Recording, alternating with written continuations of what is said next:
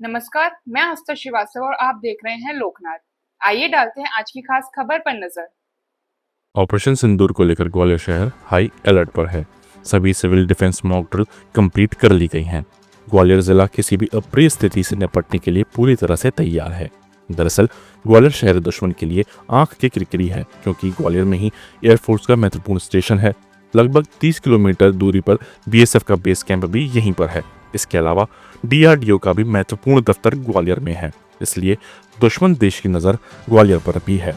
ऐसे में पूरे ग्वालियर जिले में हाई अलर्ट है। पुलिस प्रशासन मुस्तैदी के साथ एक एक एक्टिविटी पर नजर रखे हुए है। ग्वालियर शहर के स्मार्ट सिटी के ऑफिस में इंटीग्रेटेड कंट्रोल कमांड सेंटर से ग्वालियर शहर की निगरानी रखी जा रही है। स्वास्थ्य विधाओं को भी दुरुस्त किया गया है। ग्वालियर की हाई राइज बिल्डिंग पर भी इमरजेंसी सिचुएशन से निपटने के लिए भी पूरे इंतजाम रखे गए हैं। ग्वालियर एयरपोर्ट पर फिलहाल डोमेस्टिक फ्लाइट का संचालन रोका गया है। कुल मिलाकर ग्वालियर शहर में सुरक्षा के इंतजाम कर लिए गए हैं। सिविल डिफेंस सिस्टम पूरी तरह से एक्टिव है। ग्वालियर शहर में एक साथ ब्लैकआउट किया जा सके, इसके लिए जगह जगह सायरन आदि का प्रबंधन भी किया जा रहा है।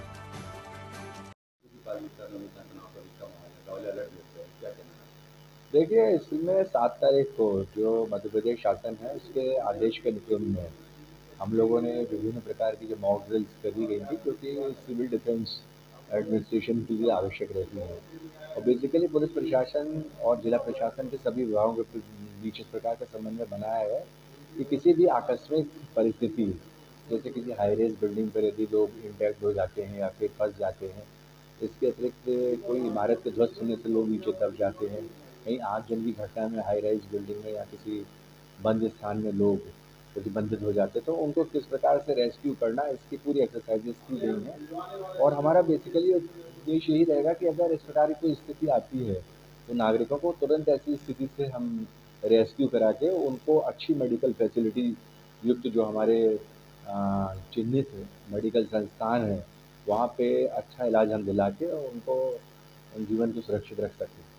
और इसके अतिरिक्त लगातार जो थाने स्तर पे, सब डिवीज़न स्तर पे और ऑफिसर्स के स्तर पे जितने वाइटल इंस्टॉलेशन है उसके समस्त सराउंडिंग्स में पेट्रोलिंग की जा रही है। जैसा कि आपको यहाँ विदित है कि इंडियन एयरफोर्स का बेस भी है, मिलिट्री के भी संस्थान है, डीआरडी भी है, टेकनपुर की हमारी जो बीएसएफ की एकेडमी भी है। इसके अतिरिक्त हमारे भी कई सोशल और कल्चरल यहाँ पे प्रमुख संस्थान है। तो सभी स्थानों पर जो है फिक्स पिकेटिंग के माध्यम से, पेट्रोलिंग के माध्यम से पूरी सर्विलेंस रखी जा रही है और हर प्रकार से नागरिकों को आश्वस्त किया गया कि वो पूर्णतः सुरक्षित हैं।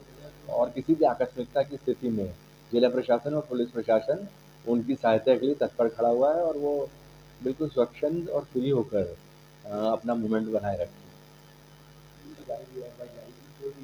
हाँ, इसमें बहुत स्पष्ट ये किया गया है कि जो ऑपरेशन सिंदूर चल रहा है, तो इसमें जो तथ्यात्मक जानकारी देने के लिए राष्ट्रीय स्तर पे जो एजेंसियां हैं वो नियत हैं।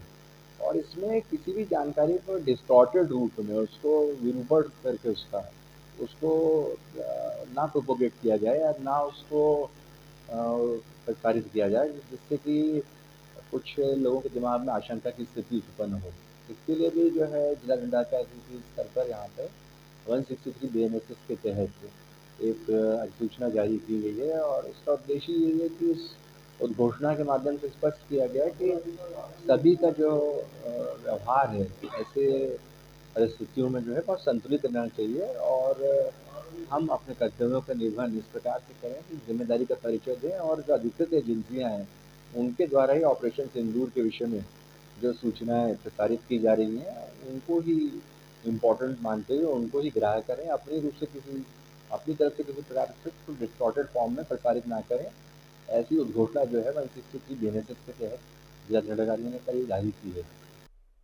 ऐसे ही वीडियोस को देखने के लिए आप लोकनाथ के यूट्यूब चैनल को सब्सक्राइब करें। साथ ही हमारे अन्य सोशल मीडिया हैंडल्स जैसे कि फेसबुक और इंस्टाग्राम को भी आप फॉलो कर सकते हैं।